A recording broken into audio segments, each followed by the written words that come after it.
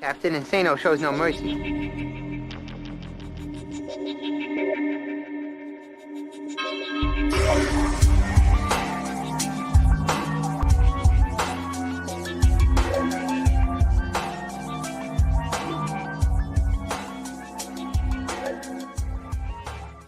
Hold on to your butts.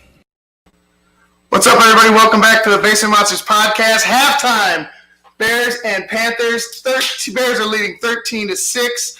I thought the Bears left a little bit on the field, but, whatever. They got the lead. What's up, everybody? Like I said, I'm Ivan Vargas. This is Luke Nettles, and look who decided to join us. Our buddy Josh Moore. What's up, Josh? What's up? What's going on, guys? Not much, man. The first half, it's looking good for the Bears. I mean, there's you still want to see a little bit more. But they're doing the job. The defense is just on their ass. Yeah, they look like they're swarming Teddy Bridgewater, man. Oh, yeah. They look like the Bears of a couple years ago, man. Right. So, what they don't look like, though, is great defense against Mike Davis. Yeah. That running. Oh. I mean, that to me is that's what I think was going to win this game, anyways. That run, he's averaging pretty good yardage there. He's had a couple great runs out to the outside too. Bridgewater, when he's had times, been able to do a few things. He had a drop touchdown in the end zone. Carolina's giving him all they can handle right now. Right, and if we look at the stats, Nick Foles is 14 of 20, 114 yards, one touchdown. I mean, that's efficient.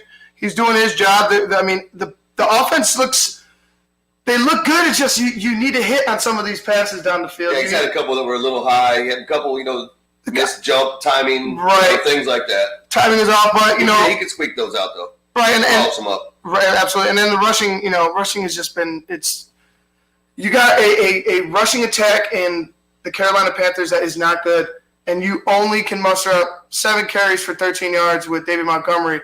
I need to see more out of the running attack, man. I need to see more. They're getting them with the play action, but if they don't believe in that run, that play action is going to go away quick. You got Mike Davis got 10 carries for 39 yards already, and they've been situational. He's gotten the big yardage in big situations like third down, second down in a chunk. They've been good, but they bottled up Teddy Bridgewater. He's 5 for 12, 60 yards and a pick. So the Bears are right there with the Carolina Panthers. It's just, are they going to take it over the top? Right now, we're going to go ahead and bring in my guy. I call him El Jefe. You guys know him as a superback from Sean and Maya in the morning. The Sean Sierra. Sean, bro, what is up? What's up, guys? How we doing? Good. We're doing good. I want to see more. I was excited that the defense got off to a great start. They're like Josh said, they're swarming Teddy, but that offense is still it's still lacking. I need to see more. They need to execute better. That run game really needs to get going. If that run game gets going, then it's going to be a wrap because they can't stop the passing game. We're doing very well that way, but if you can't stop, if you don't get a run game going to chew the clock up, because it's going to be a lot closer than it needs to be. Right now, the Bears get the ball to start the second half. If they can put a touchdown up on the board right here, it puts us in a really good position. This is what I wanted to see. I wanted to see the Bears with the lead. You saw Chapagano call dial up a few more blitzes. That's what I think me and the rest of Bear Nation really wanted to see. And I think if we get a bigger lead, if we extend it a little further, I think he's going to be a lot more aggressive. And that's what I want to see as a really, really, really aggressive Chapagano and the defensive play calling in the second half. You see them attacking the Panthers with this short game.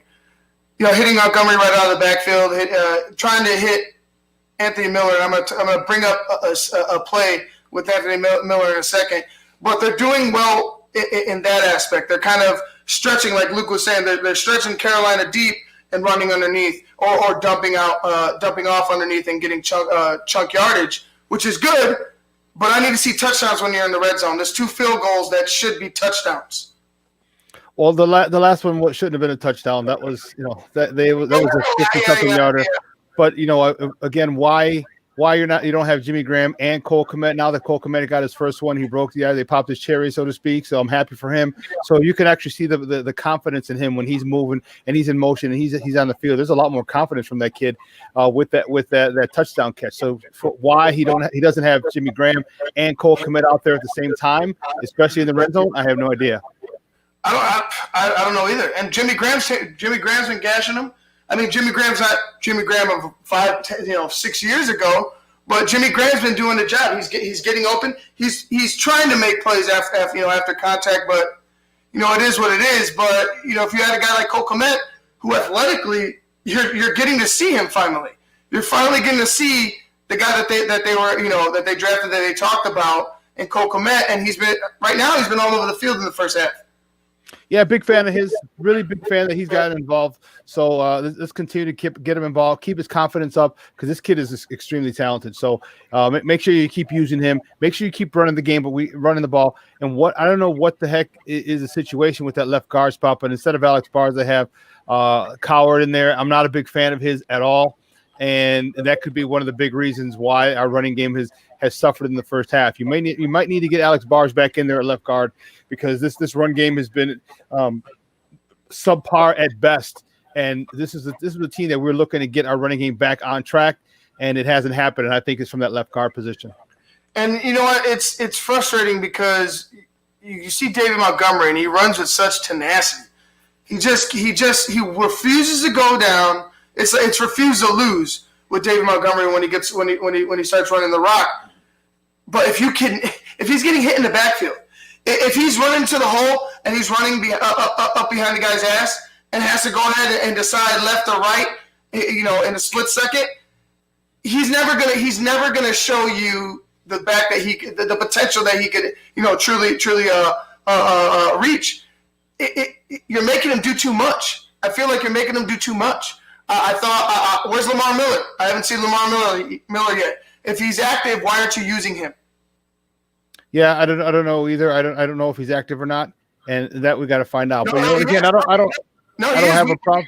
Mike said it earlier. Like, he was active. He was active when they mentioned it earlier today and yesterday. Well, I don't have a problem with continuing. Remember, I want him to be the bell cow. Give him 25 totes a game.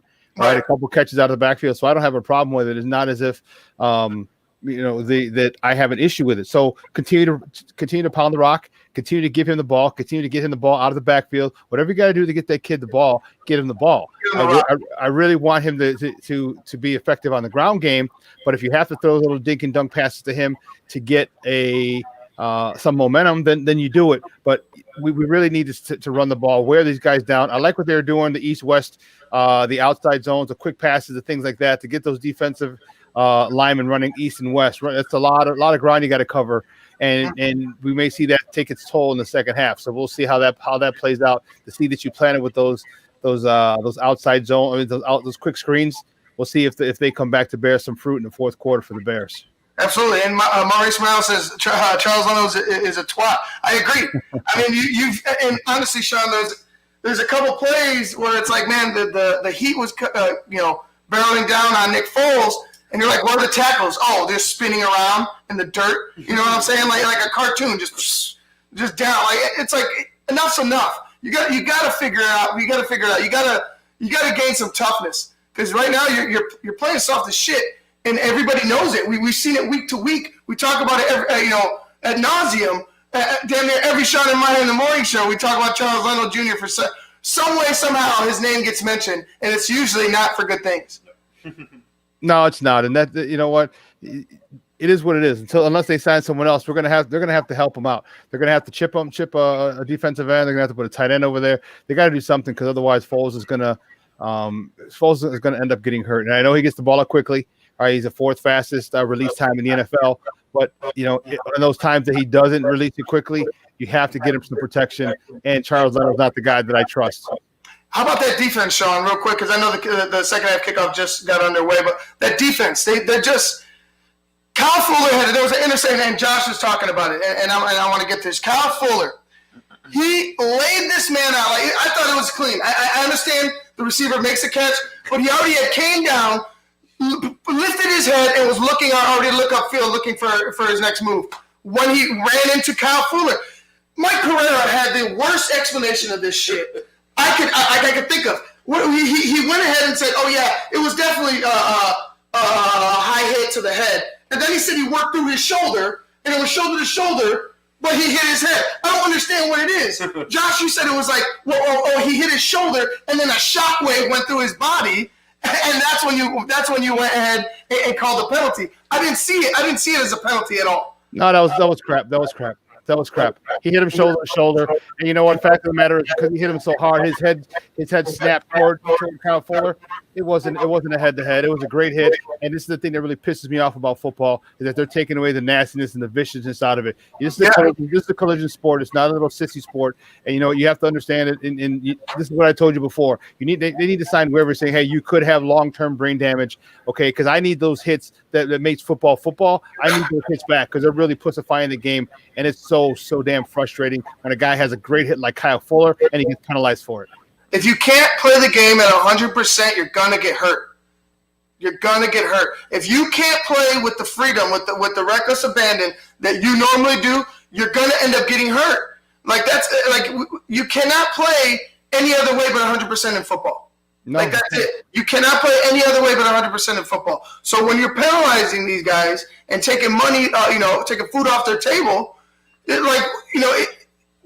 not gonna do it. Like you can't be a judge on a bang play.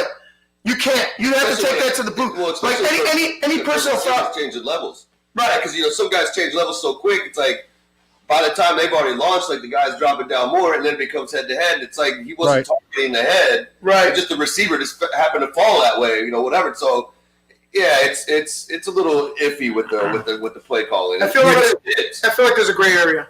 Yeah, that's a great point because you saw that the receiver was actually bracing himself. So the receiver was bracing himself. So when they say defensive receiver, that's bullshit. When you see it and you can actually brace yourself, you're not defenseless.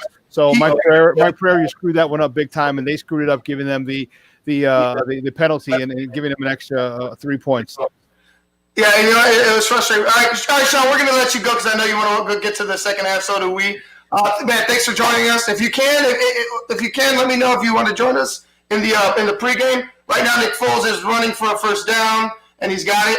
But, thanks for joining us. Let me know if you want to join us in the post. We'll hit you up later, dude. All right, thanks. Later. All right, guys. Nick Foles just ran for a first down. And, yeah, like you said, man, you can't play less than 100% on the football field. No. At all. Well, I mean, and even when you do play at 100%, sometimes – these times are going to happen. You know what I mean? Absolutely. Like I said, it's the thing that to me is that you don't hear about, and this I think is the NFL's biggest cop out is that like we saw everybody now just saw that play, that hit from Fuller, that hit was not that vicious. It was shoulder to shoulder. What you'll never hear though is no matter how many times every sports channel, whatever talks about it, says this is not a hit. Yeah. You will never ever hear the NFL come out and say that we got it wrong. No, hell no. To take away a foul. And I think that is BS because, like you said, you're taking money from somebody that's not deserving. Even how is that fair? And you're right, because even with that bullshit ass Saints Rams? Yeah. That was flagrant. I mean, they never uttered the words we were wrong. No. They never uttered the words we were wrong. All they did was say, all right, we're going to change the rule.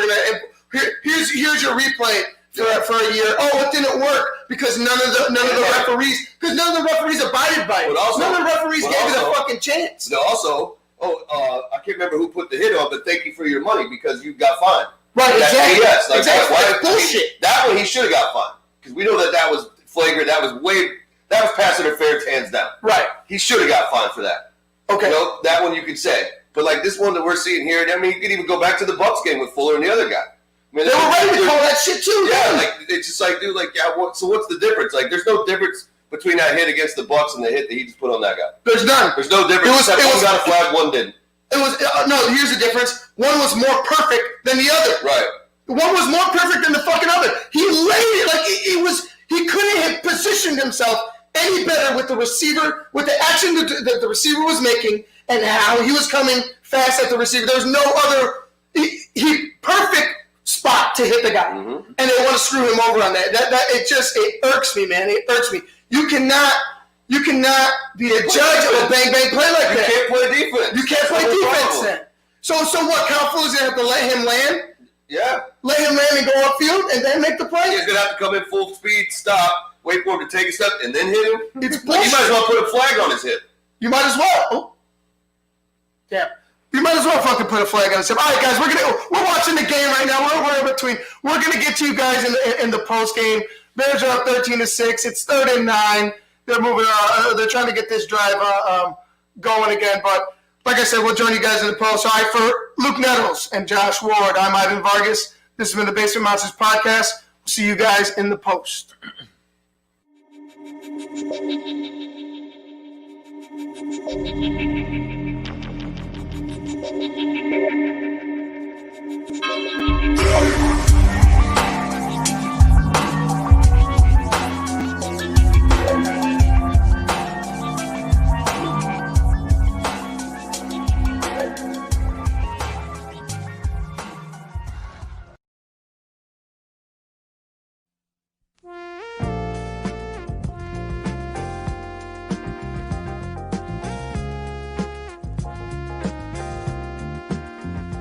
I just heard my favorite band is in town. I'd love to get good seats, but everywhere I've looked, the ticket sites have crazy service fees. Haven't you heard of TixSplits? Who? TixSplits. They don't gouge you with crazy fees. The price they advertise is the price you pay, plus a small delivery fee. Never pay service fees again. Go to TixBlitz.com today. TixSplits.com. Guaranteed seats, low prices. That's TixSplits.com. Every ticket, every venue, everywhere.